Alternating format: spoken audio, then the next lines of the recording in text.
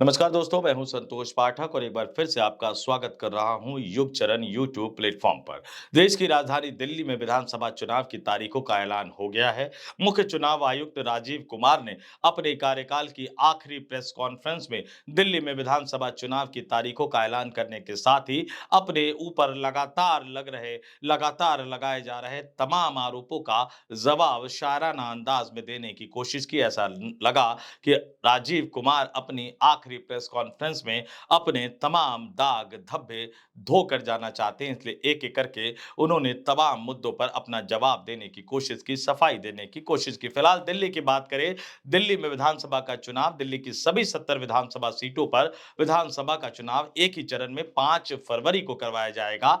8 फरवरी को चुनावी नतीजे आएंगे और अगर दिल्ली की जनता ने एक बार फिर से पूर्ण बहुमत की सरकार को चुनाव जितवाया तो 15 फरवरी से पहले-पहले दिल्ली में नई सरकार का गठन भी हो जाएगा। देश की राजधानी दिल्ली का विधानसभा चुनाव काफ़ी ज़्यादा महत्वपूर्ण माना जाता है। वैसे दिल्ली में तो विधानसभा की सीटें सिर्फ 70 है। दिल्ली से लोकसभा के सांसदों की बात करूँ तो सिर्फ 7 लोकसभा सांसद चुनाव जीतकर देश की सबसे बड़ी पंचायत यानी लोकसभा में जाते हैं। लेकिन दिल्ली को मिनी इंडिया कहा जाता है, देश की राजधानी है दिल्ली और शायद ही इस देश का कोई ऐसा राज्य हो जिस राज्य के लोग दिल्ली में ना रहते हो। चुनाव आयुक्त राजीव कुमार के मुताबिक मुख्य चुनाव आयुक्त राजीव कुमार के मुताबिक दिल्ली के विधानसभा चुनाव में 1 करोड़ 55 लाख मतदाता अपने मताधिकार का इस्तेमाल करेंगे। यानी 1.5 करोड़ से ज्यादा मतदाता, दिल्ली के 1.5 करोड़ से ज्यादा वोटर, जिसमें बड़ी तादाद महिलाओं की है, जिसमें बड़ी तादाद फर्स्ट टाइम वोटर यानी युवा मतदाताओं की है, वो ये तय करेंगे कि अगले 5 वर्षों तक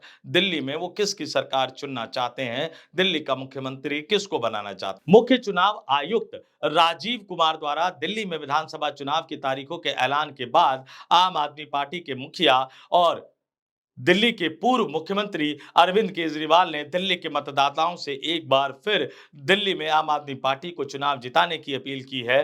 वहीं भारतीय जनता पार्टी के राष्ट्रीय अध्यक्ष और केंद्र की मोदी सरकार में स्वास्थ्य मंत्रालय का जिम्मा संभाल रहे जेपी नड्डा ने भी दिल्ली के मतदाताओं से, दिल्ली के लोगों से डबल इंजन की सरकार बनाने का आह्वान किया है। कांग्रेस के नेताओं ने भी दिल्ली के मतदाताओं से कांग्रेस को चुनाव जितवाने का आह्वान किया है। अब ये दिल्ली की जनता पर डिपेंड करता है। दिल्ली की जनता ये तय करेगी कि वो किसको चुनाव जितवाती है, किसको अपना मुख्यमंत्री बनाती है। लेकिन मुद्दों की बात करें तो मुद्दों की भरमार है। जिस तरह से भारतीय जनता पार्टी के उम्मीदवार रमेश बिधूरी ने महिलाओं को लेकर जिस तरह के शब्दों का इस्तेमाल किया, प्रियंका गांधी के गाल की बात की, विवाद बढ़ा, हंगामा बढ़ा, युवा कांग्रेस के नेताओं ने, कार्यकर्ताओं ने उनके आवास पर प्रदर्शन किया, बुरी तरह से उनकी आलोचना की गई, कांग्रेस के तमाम नेताओं ने उनकी आलोचना की। उसके बाद रमेश बिधूरी ने अपने बयान पर खेद तो जताया, लेकिन इसके तुरंत बाद, इसके कुछ ही घंटे बाद उन्होंने दिल्ली के मुख्यमंत्री आतिशी मार्लेना को लेकर भी विवादित बयान दे दिया, उनके पिताजी को लेकर विवादित बयान दे दिया, उसको लेकर भी हंगामा मचा हुआ है। एक तरफ कांग्रेस, रमेश बिधूरी, भारतीय जनता पार्टी और राष्ट्रीय स्वयंसेवक संघ पर महिलाओं का अपमान करने का आरोप लगा रही है। दूसरी तरफ आम आदमी पार्टी भी रमेश बिधूरी और भारतीय जनता पार्टी पर महिलाओं के अपमान करने का आरोप लगा रही है। तीसरी तरफ भाजपा महिलाओं के हमदर्द बनने की बात कह रही है। अब ये दिल्ली की महिला मतदाताओं पर निर्भर करता है, महिला मतदाताओं पर डिपेंड करता है कि वो किस पार्टी को अपने लिए ज्यादा मुफीद मानती है। सबके पास योजनाएं हैं, सबके पास लुभावनी योजनाएं हैं, महिलाओं को कैश देने की योजनाएं हैं, लेकिन ये महिलाओं को तय करना है कि उनके लिए सुरक्षा का मसला सर्वोपरि है। उनके लिए फ्री डीटीसी बस की सर्विस यानी डीटीसी बस में टिकट न लगे, ये जरूरी है कि डीटीसी की बस दिल्ली की सड़कों पर दौड़ते रहे, ये जरूरी है। उनके लिए महीने में 1000 रुपए दे, 2000 दे, 2100 दे, 2500 दे, ये जरूरी है। या उनके लिए उनके बच्चों को अच्छी पढ़ाई मिले, सरकारी स्कूल में किताबें मिले, पढ़ाई मिले, टीचर मिले, वर्दी मिले, सरकारी अस्पताल में दवाइयाँ मिले, इलाज मिले, टेस्ट मिले, ये ज़रूरी है। या महीने का कुछ चंद हज़ार रुपए। ये तमाम चीज़ें हैं, तय दिल्ली की मतदाताओं को करना है। दिल्ली का मुख्यमंत्री किसको बनाना चाहते हैं? हालाँकि दिल्ली की राजनीति बहुत विकट है दोस्तों।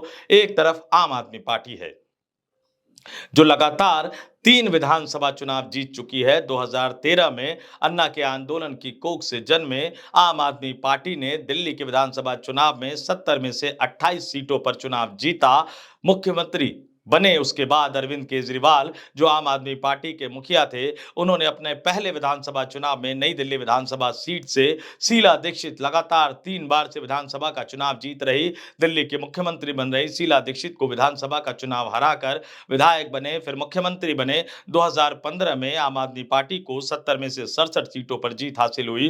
2020 के विधानसभा चुनाव में आम आदमी पार्टी को 70 में से 62 सीटों पर जीत हासिल हुई। लेकिन उसके बाद जिस तरह से समीकरण बिगड़ता चला गया, भ्रष्टाचार के आरोप लगते चले गए, अरविंद केजरीवाल को जेल तक जाना पड़ा, जेल से बाहर आए, इस्तीफा दिया उन्होंने और तमाम कयासों को नकारते हुए उन्होंने आतिशी को दिल्ली की अगली मुख्यमंत्री बना दिया।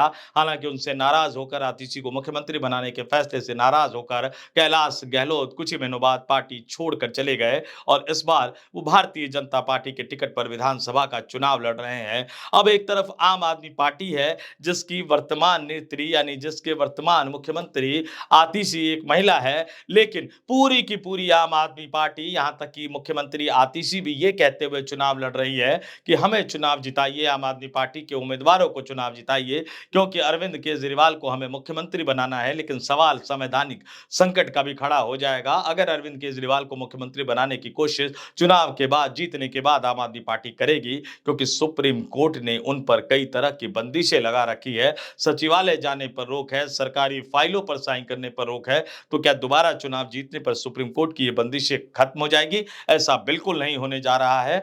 तो मैं ये मानकर चल रहा हूं कि चाहे आम आदमी पार्टी भले ही चुनाव जीत जाए, लेकिन शायद अरविंद केजरीवाल अब कभी भी, मैं दोबारा इसको रिपीट कर रहा हूं कि आम आदमी पार्टी भले ही दिल्ली में विधानसभा चुनाव जीत जाए, लेकिन अरविंद केजरीवाल अब कभी भी दिल्ली के मुख्यमंत्री नहीं बन पाएंगे। ये सबसे बड़ी बात है। दूसरी तरफ बात करते हैं भारतीय जनता पार्टी की, जिनका वनवास पिछले 26 सालों से खत्म होने का नाम नहीं ले रहा है। भारतीय जनता पार्टी 1998 में दिल्ली की सत्ता से चुनाव हार कर बाहर हुई थी और उसके बाद से लगातार भारतीय जनता पार्टी चुनाव हारती जा रही है। 1998 में शीला दीक्षित से हारी, 2003 में शीला दीक्षित से हारी, 2008 में शीला दीक्षित से हारी, 2013 में त्रिकोणीय मुकाबला हुआ, विधानसभा में वो सबसे बड़ी पार्टी बनकर उभर कर तो आई, लेकिन अरविंद केजरीवाल आम आदमी पार्टी के समर्थन से दिल्ली के मुख्यमंत्री बन गए। 2015 में अरविंद केजरीवाल से चुनाव हारी, 2020 में अरविंद केजरीवाल से चुनाव हारी और 2025 में एक बार फिर से मुख्य मुकाबला दिल्ली के विधानसभा चुनाव की लड़ाई में अरविंद केजरीवाल बनाम नरेंद्र मोदी माना जा रहा है, भारतीय जनता पार्टी बनाम आम आदमी पार्टी माना जा रहा है। महिला मतदाताओं को लुभाने की कोशिश की जा रही है, भ्रष्टाचार को लेकर अरविंद केजरीवाल को घेरने की कोशिश की जा रही है। प्रधानमंत्री नरेंद्र मोदी खुद मैदान में उतर चुके हैं, भ्रष्टाचार का आरोप लगा रहे हैं, आम आदमी पार्टी को आपदा की संज्ञा दे चुके हैं, शीश महल का मसला उठा रहे हैं, शराब घोटाले से लेकर क्लासरूम घोटाले तक एक एक घोटाले का जिक्र कर आरोप लगा रहे हैं अरविंद केजरीवाल पर, अन्ना हजारे को धोखा देने का, दिल्ली की जनता को धोखा देने का। तो अरविंद केजरीवाल बिल्कुल टिपिकल स्टाइल में, टिपिकल नरेंद्र मोदी के स्टाइल में मुद्दा बना रहे हैं कि बताइए, मोदी जी मुझे गाली दे रहे हैं। अगर मोदी जी ने कुछ काम किया होता तो मुझे गाली देने की नौबत तो नहीं आती। अगर मोदी जी ने कुछ काम किया होता तो दिल्ली वालों को गाली देने की नौबत तो नहीं आती। तो बड़े मासूम और भोले से अंदाज में ये अरविंद केजरीवाल की खासियत है। चुनावी अभियान में वो मंदिर भी जाएँगे, हनुमान मंदिर, कनॉट प्लेस का हनुमान मंदिर, प्राचीन हनुमान मंदिर, बहुत ही उनका चहेता हनुमान मंदिर है। तो वो हिंदुत्व के राह पर चलते हुए मंदिर के दर्शन करेंगे, क्योंकि उनको पता है कि मुस्लिम मतदाता भला जाएगा कहाँ? तो वो मंदिर जाएंगे और नरेंद्र मोदी, अमित शाह के हर बयान को दिल्ली वासियों के मान, सम्मान और अपमान से जोड़ते हुए नजर आएंगे, बिल्कुल नरेंद्र मोदी स्टाइल में। आप याद कर लीजिएगा कि सोनिया गांधी और कांग्रेस नेताओं के बयान को नरेंद्र मोदी किस तरह से ट्विस्ट करते थे, अरविंद केजरीवाल भी उसी तरह से उसको ट्विस्ट करते हुए नजर आएंगे। लेकिन उनकी चिंता कुछ और है। उनकी चिंता है कांग्रेस, उनकी चिंता है राहुल गांधी, क्योंकि कांग्रेस का वोट बैंक छीन कर ही अरविंद केजरीवाल दिल्ली के नेता बने हैं। और इस बार जिस तरह से कांग्रेस ने शीला दीक्षित, स्वर्गीय शीला दीक्षित के बेटे संदीप दीक्षित को उनके खिलाफ नई दिल्ली की विधानसभा सीट पर चुनावी मैदान में उतारा है, अरविंद केजरीवाल की चिंताएं बढ़ गई है। मेरे सूत्र ये बता रहे हैं कि अरविंद केजरीवाल बैकडोर से लगातार राहुल गांधी को मनाने और समझाने की कोशिश कर रहे हैं कि दिल्ली का विधानसभा चुनाव कांग्रेस पूरी ताकत के साथ नहीं लड़े। क्यों डर है दोस्तों? क्योंकि अगर दिल्ली का विधानसभा चुनाव कांग्रेस पूरी ताकत के साथ लड़ती है और अगर कांग्रेस का वोट शेयर जो पिछले चुनाव के मुकाबले अगर मैं दिल्ली के विधानसभा चुनाव की बात करूं, उन आंकड़ों की बात करूं, तो 2020 के पिछले विधानसभा चुनाव में कांग्रेस की सीटें जरूर जीरो आई थी, लेकिन उनका वोट प्रतिशत 4.25% के लगभग था, यानी 4.26% के लगभग था। और कांग्रेस कि इस 4.25% के वोट प्रतिशत को अगर मैं अलग भी कर दूं, तो आम आदमी पार्टी और भारतीय जनता पार्टी के बीच लगभग 15% का अंतर था। अब इसी को सोचिए कि अगर कांग्रेस अपने वोट प्रतिशत को बढ़ाकर 14 या 15% तक ले जाती है या 8 या 9% तक भी ले जाती है, तो आम आदमी पार्टी के उम्मीदवारों की दिक्कतें बढ़ जाएंगी। अरविंद केजरीवाल इसको बखूबी समझते हैं, टेक्नोक्रेट है, आईआरएस अधिकारी रहे हैं, आंकड़ों की भाषा बहुत अच्छी तरह से समझते हैं और वो जानते हैं कि अगर कांग्रेस पूरी ताकत के साथ विधानसभा का चुनाव लड़ी तो मुकाबला त्रिकोणीय हो जाएगा। मुस्लिम मतदाता, पूर्वांचल मतदाता, झुग्गी झोपड़ी वाले मतदाता, ये अगर और उसमें खास तौर से आप साउथ इंडियंस को भी जोड़ लीजिए, कांग्रेस की तरफ वापस लौटते हुए नजर आए तो फिर आम आदमी पार्टी का दिल्ली में खेल खत्म हो जाएगा। अरविंद केजरीवाल का दिल्ली में किस्सा खत्म हो जाएगा और दिल्ली में अगर सरकार में वापसी नहीं होगी तो पंजाब में आम आदमी पार्टी की सरकार होने के बावजूद पार्टी के अंदर ही अरविंद केजरीवाल का रुतबा खत्म हो जाएगा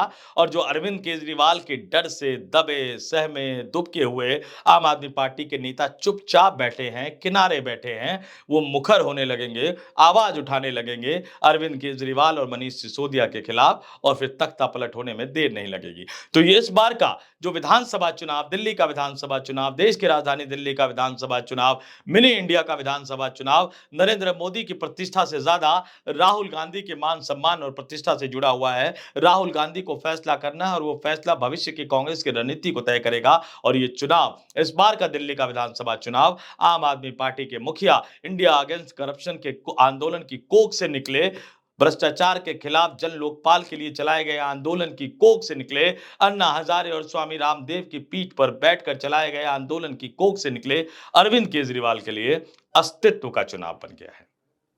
जीत किसकी होगी, हार किसकी होगी, ये तो दिल्ली की जनता ही तय करेगी। इस वीडियो में फिलहाल इतना ही। जाते-जाते एक बार फिर से आपसे अनुरोध करूंगा कि अगर आपने अभी तक युगचरण यूट्यूब प्लेटफॉर्म को सब्सक्राइब नहीं किया है, तो इस प्लेटफॉर्म को सब्सक्राइब कीजिए, वीडियो को लाइक कीजिए, इसको ज़्यादा से ज़्यादा शेयर कीजिए और मुझे यानी संतोष पाठक को दीजिए इजाज़त। नमस्कार।